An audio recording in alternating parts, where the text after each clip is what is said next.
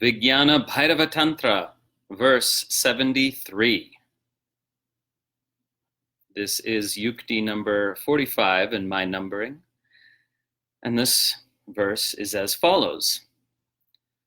Gita-di vishayasvada sama-saukyaika tadātmatā yoginas tanmayatvena manorūḍhes tadātmatā. The yogi who relishes music and song to the extent that she or he merges with it and becomes filled with unparalleled happiness, attains heightened awareness, and experiences oneness with the divine.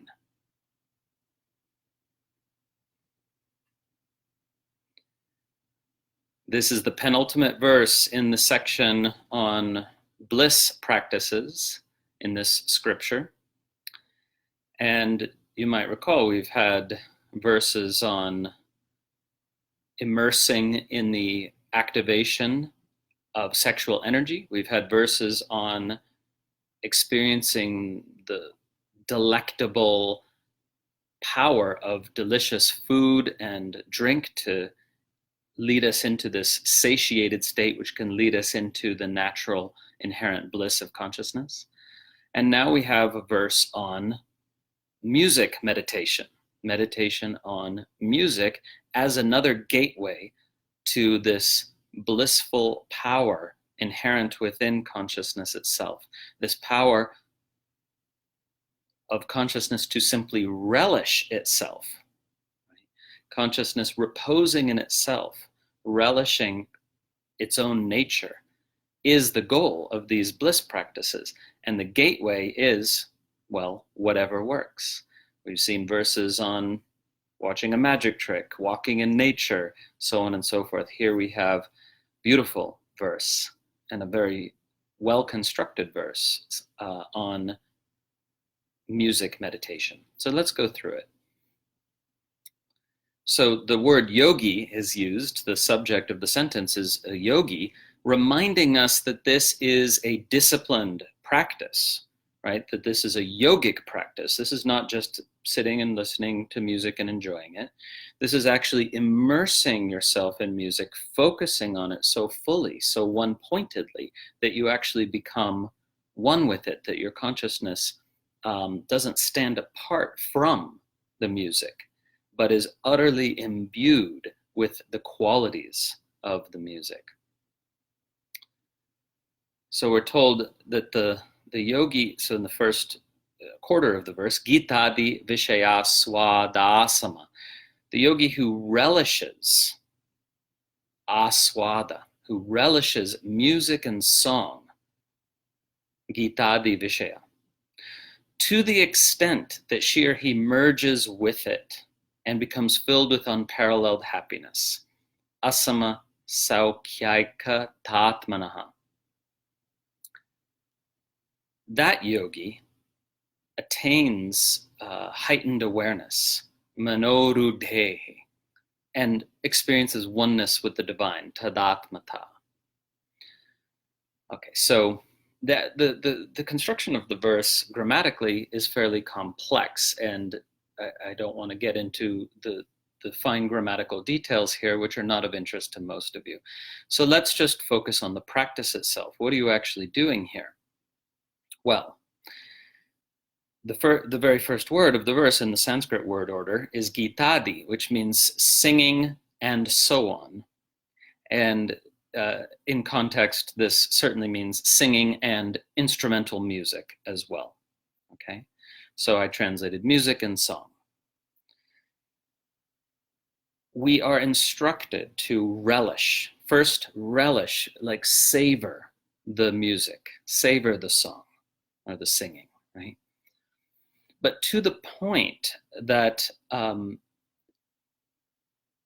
one merges with it. That's the word tanmayatvena. One merges with the music. Consciousness becomes utterly imbued with the qualities of the music, right? So if it's an Indian classical raga, then there are certain qualities that raga evokes, that consciousness becomes imbued with no need for mental cogitation. You don't need to understand intellectually what qualities the raga evokes. It simply does so. And that's true for all music. Just using the example of raga, which are in Indian classical music, ragas are like scales in Western music, but also not quite like scales.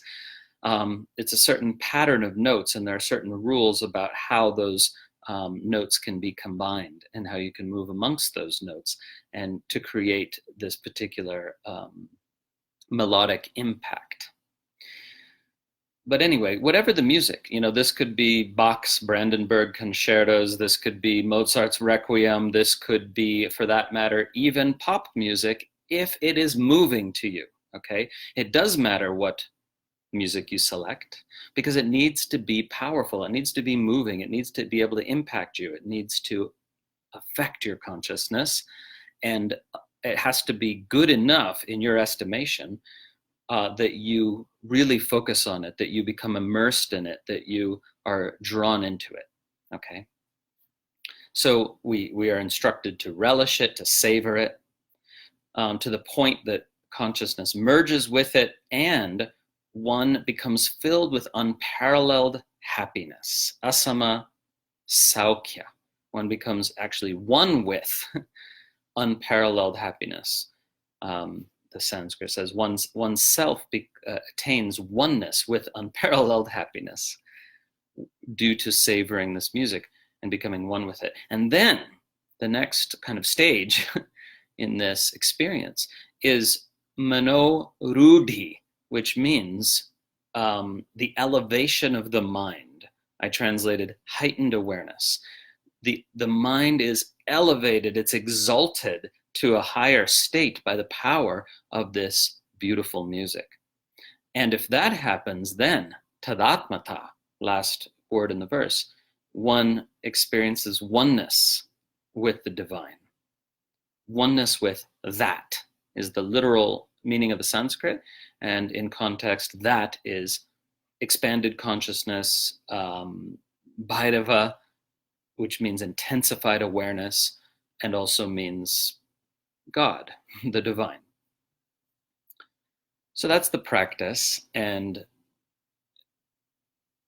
it's largely intuitive, of course, and it does work better if you've had a meditation practice for some years. Then this practice is going to click much more deeply, right? Because again, you need to go beyond the subject-object differentiation where you are a hearer, right? You're a subject hearing an object, that is to say music.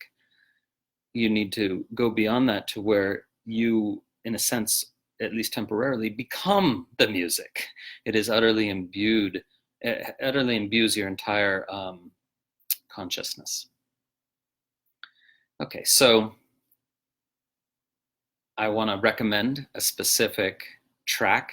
Of course, there are countless possible tracks, but the specific piece of music that I want to recommend is an Indian piece of music that contains powerful and beautiful mantras, and which is sung in an incredibly powerful and impactful way by two of the finest Indian classical vocalists in the world, Pandit Jasraj and Tripti Mukherjee. And this track is called Mata Kalika, and it's dedicated to the goddess Kali, right? Kali, by her devotees, is called Kalika. It's an affectionate name for Kali. So her devotees almost never call her Kali, they call her Kalika. And Mata means mother. Mother Kalika is this piece of music. I'm going to paste a link to that track. I think you can find it on Spotify and YouTube. And it is so powerful. And if you do this practice, please give this your full attention. This music deserves your full attention.